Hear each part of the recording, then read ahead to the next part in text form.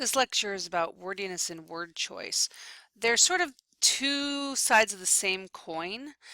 One of them really has to do with making your writing as compact as possible, and the other one is about helping you make it as compact as possible with the most power and the most punch.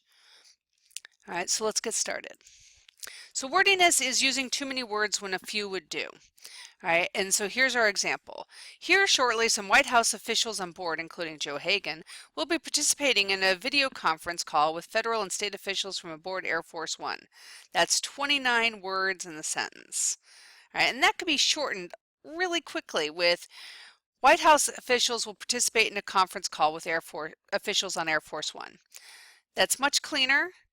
It says the exact same thing in fewer words, right? It has less fluff, and probably slightly more importantly, um, it it sounds authoritative. And a lot of about wordiness is about hedging language and making it sound less authoritative. All right, and you want to make your writing more active. You want to make your writing sound more authoritative, unless you are purposely trying to obfuscate who or what is responsible, or in certain kinds of writing, scientific writing, for example, often it's not so much wordy, but it is passive voice. All right, so here are some ways to revise for wordiness. These are simple, easy ways to do this. First thing is to look for extra verbs. All right, so instead of will be participating, you can just say will participate, all right, because it's future tense. Instead of I was in the room, you can be specific. So was is a really boring verb. It doesn't say anything. It just means to exist. It's one of the to be verbs. So you could be specific. What did you do in the room? You danced, I sang, I taught, I learned. This more specific word choice you use, all right, the more punch it's going to have, all right, but also it gets rid of the was in the room. It doesn't say anything. All right. Another thing to do is to omit your introductory clauses. So here, instead of here shortly some, just take it out. Introductory clauses give transitions, and they tell us the relationship, sort of the context before the main sentence. So you want to be judicious with this. Sometimes you need that.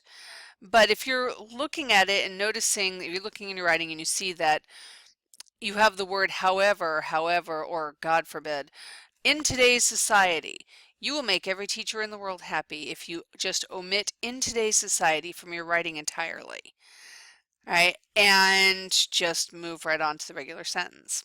Another thing you can do is omit those extra qualifiers. So federal and state officials, you can just say officials. We don't need to know what kind of officials they are. And sometimes we might need to know. So again, with wordiness, you want to be judicious. You want to make it clear, but you also got to balance how much information do you want to include. Now, sort of on the other side of that same coin has to do with that descriptive word choice. So that's that thing we were talking about, the verb. So instead of was, use a really specific descriptive verb. All right, same thing with your specific nouns. A lot of the time you have a really boring noun, like there was a building in the distance. Well, if you make it clear what kind of building, well, that gives a lot more description. So, and you don't have to do, there was a big red square brick building with many windows. You could say skyscraper. All right, skyscraper is going to tell you many windows. We know it's very large. Probably brick is less common these days for a skyscraper. All right, but brick might be much more useful for mansion, right, or castle. All right, so mansion, library, strip mall, big box store, shack. Those are all buildings, but they give you a very different connotation, a very different picture. All right, same thing with your verbs. So instead of run, now you can run. All right, but you can also amble, bound, canter, springs, gallop, josh, spurt, tear, trot. All right, lots and lots of verbs which are all a form of run, but scamper is really different than escape, and tear is really different than an amble.